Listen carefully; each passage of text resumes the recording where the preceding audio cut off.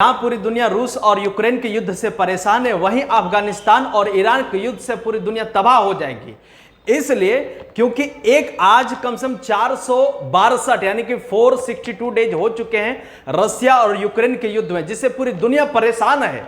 एक प्रकार से ये वर्ल्ड वॉर चल रहा है और उसी को देखते देखते अभी ईरान और अफगानिस्तान में भयंकर बवाल चला है। उस बवाल में किसका क्या रोल है, क्यों ये बवाल मचा हुआ है, क्यों सभी मुसलमान देश आपस में ही भिड़ गए हैं, एक दूसरे के जान लेने के लिए आतुर है कि क्या विवाद हो रहा है ईरान और अफगानिस्तान के बीच में और इसका इंपैक्ट भारत के ऊपर क्या पड़ेगा, भारत का संबंध क्या है ईरान के साथ, अफगानिस्तान के साथ, और इसका प्रभाव भारत को क्या झेलना पड़ेगा, क्या इसके चपेट में भारत भी अपने आप को झुलसा लेगा या क्या समस्या है। देखिए मित्र, बात यह है कि अफगानिस्तान की राजधानी काबुल से 80 किलोमीटर दूर है आपका हिंदू कुश पर्वत, और इस हिंदू कुश पर्वत के एक चोटी है संगलाख चोटी। इस चोटी से एक नदी निकलती है, हेमलद नदी, और यहां से निकल करके ये ऐसे करके यहां पर जाते हैं ईरान, जो 1, 2 और 3 शहर को कवर करती है। और जब ये नदी यहां प्रवेश करती तो इसी नदी के पानी से ईरान के 2-4 शहर काम चलाते, एग्रीकल्चर हो या इंडस्ट्री बेस्ड हो, इससे उन लोग को जीविका चलता है। लेकिन इनके बीच में अब यह दिक्कत हो गया है। क्या दिक्कत हो गया कि अफगानिस्तान इसी बांध पर, इसी नदी पर बांध बनाने की कोशिश कर रहा है, और जैसे ही ये बांध बनाने की कोशिश करने का तैयारी में होता है कि ईरान के एम्बेसी तुरंत ये कहता है कि अगर अफगानिस्तान हेमलद नदी पर अगर बांध बनाता है तो उस नदी को उड़ा देंगे हम लोग, ये डैम को उड़ा देंगे। जैसे ये डैम उड़ाने की बात करता है कि अफगानिस्तान की जो सेना है, जो लड़ाके हैं, वो तुरंत अफगानिस्तान के ईरान के सेना पर धुआंधार गोली और तोप स्टार्ट कर देते हैं। हालांकि अफगानिस्तान के लड़ाकों यानी तालिबान के जो लड़ाके, इतने पावर कहां से आया है, इसके पीछे अगर आप पीछे में जाएंगे तो सभी में आपको यह पता चलेगा कि रसिया और अमेरिका, हर जगह में ये रसिया और यूक्रेन ही सभी देश को लड़ाने का फसाद का जड़ है। इसलिए जड़ है क्योंकि ये दोनों जो है अपने आप को अहम दिखाने के चक्कर में पूरा वर्ल्ड को एक बार फिर से खतरे में डाल के रखा है। ध्यान दीजिए कैसे मित्र। सबसे पहले एक बात मैं बता देता हूं कि ये जो जल संधि है, शंखलाग चोटी से निकल के हेमलद नदी निकली है, और इस नदी पर टिका हुआ है अफगानिस्तान की जीविका और ईरान की जीविका, जिस पर यह कह दिया गया है कि यहां पर हम बांध बनाएंगे। अगर यह बांध यहां पर काबुल बना देता है, यानी कि अफगानिस्तान बना लेता है, तो इसकी जो 2-4 शहर है यूं ही भूखमरी से मर जाएगा। और इसके बीच जो समझौता हुआ था 1973 में जल संधि हुई थी, इस जल संधि में कहा गया था अफगानिस्तान और ईरान के बीच में कि ये अफगानिस्तान जो है वो पानी देगा ईरान को, यानी वाटर सप्लाई करेगा। कितना सप्लाई करेगा? तो प्रत्येक साल 820 मिलियन क्यूबिक मीटर पानी देगा अफगानिस्तान, देगा ईरान को। यह संधि में हुआ था 1973 में, ठीक। लेकिन होता क्या है कि इस नदी पर बांध बनाने का प्रस्ताव रख देता है अफगानिस्तान, और इसी वजह से पूरा युद्ध अभी चलना स्टार्ट हो गया है, और ये कब तक चलेगी पता नहीं। हम लोग देख चुके हैं रसिया और यूक्रेन में जो कुछ बचा नहीं है। अब एक बात समझिए, आपको याद होगा जब तालिबान अटैक कर रहा था अफगानिस्तान के सरकार पर, और उस समय अफगानिस्तान की जो रूलिंग पार्टी थी उसको उखाड़ करके फेंक करके तालिबान की सरकार आई। उस समय अमेरिका बड़ी चालाकी से अरबों खरबों की डॉलर वाली संपत्ति, चाहे वो आपका वेपन्स हो, हथियार हो, चाहे बख्तरबंद गाड़ियां हो, चाहे तो आपका जहाज हो या आपको एयर डिफेंस का हो, ये सारा जानबूझ करके अफगानिस्तान में छोड़ करके गई थी। क्यों छोड़ करके गई थी? क्योंकि अमेरिका को पता था कि जब कभी ईरान और अफगानिस्तान में बवाल होगा तो ईरान इसको धो के मारेगा अफगानिस्तान को। अगर अफगानिस्तान पिटा जाएगा तो यहां पर नाक कट जाएगा यूएसए का, अमेरिका का। क्यों? क्योंकि आपको पता है रसिया और यूक्रेन की लड़ाई में रसिया का डायरेक्ट मदद खुले तौर पर कर रहा था ईरान। कौन कर रहा था? ईरान।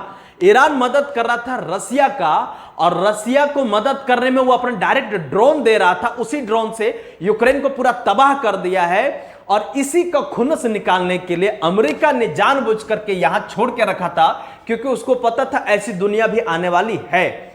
इसके बाद ईरान का दुश्मन है इजराइल। ईरान का दुश्मन है सऊदी अरब, और जो दुश्मन है ईरान का वो दुश्मन है रसिया का, और रसिया दुश्मन है आपका अमेरिका का। तो दुश्मन का दुश्मन क्या हुआ? दोस्त हुआ। उसी प्रकार अगर ये काबुल को अगर यह हथियार नहीं छोड़ता तो इतना जल्दी ये इसके ऊपर अटैक भी नहीं करता। अब दोनों के बीच में युद्ध चलने लगा। अब इसके बीच में पाकिस्तान फंसा हुआ है। कैसे फंसा हुआ है? ये बेचारा मदद करता है अपने चाइना को। अब चाइना सपोर्ट करता है किसको? रसिया को। अब रसिया को सपोर्ट कर रहा है। अब रसिया का तो दुश्मन ये भी है। तो इस प्रकार से अफगानिस्तान पूरे तरीके से दुश्मन है आपका पाकिस्तान का। ठीक है, अब ये भी इसका दुश्मन, ये भी इसका दुश्मन, लेकिन अफगानिस्तान के साथ भारत का रिश्ता बहुत सुंदर है। अब हम आते हैं आपके भारत और अफगानिस्तान के रिश्तों के बारे में। देखिए, अगर ये युद्ध जल्दी नहीं रुका तो इंडिया भी बर्बाद होना निश्चित है। अगर आप सोच लेंगे कि अफगानिस्तान और उसमें युद्ध चल रहा है, हम बचे रहेंगे, तो आपकी और हमारी गलत फहमी है। वो कैसे गलत फहमी है? 116 परियोजनाओं पर, देखिएगा 116 सामुदायिक विकास परियोजनाओं पर, यानी कि इतना सारा काम दिया है भारत अफगानिस्तान को। इतने सारी परियोजनाओं पर हस्ताक्षर हुए, जिसमें से प्रधानमंत्री मोदी 2016 हो, 17 हो, या प्रधानमंत्री बनने के बाद कई बार अफगानिस्तान हो या ईरान हो विजिट कर चुके हैं। इसका मतलब यह हुआ कि सामरिक दृष्टि से या फिर डिप्लोमेसी की दृष्टि से या डेवलपमेंट की दृष्टि से भारत, ईरान हो चाहे अफगानिस्तान हो, इसका रिश्ता मजबूत करने के लिए वहां गए हैं। और अफगानिस्तान में अरबों खरबों की डॉलर लग चुकी है भारत का, ताकि हम लोग को रिश्ता बना रहे।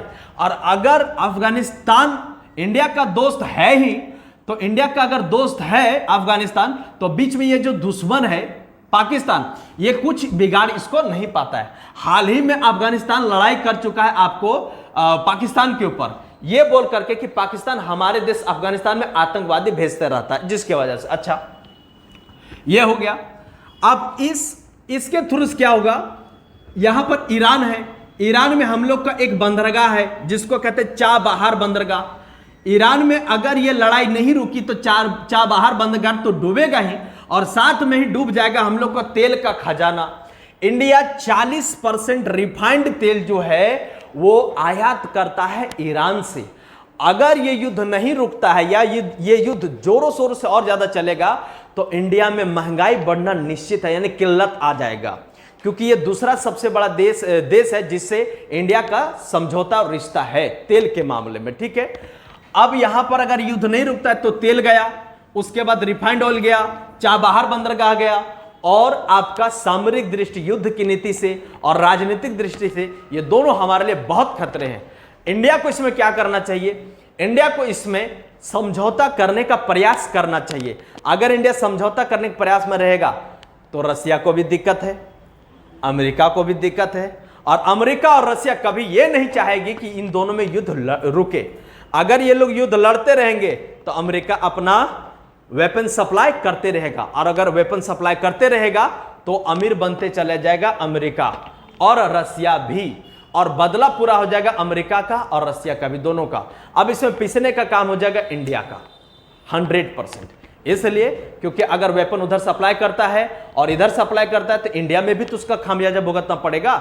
ये लोग अपने आप को इस्लामिक कट्टर मान करके और हिंदुस्तान पर गजवाए हिंद कोशिश फैलाने की कोशिश भी करते, ताकि हिंदुस्तान में गजवाए हिंद यानी कि इस्लाम का उत्थान हो जाए, जो कि संभव होने वाला भी नहीं है। लेकिन युद्ध रुकना बहुत अधिक जरूरी है।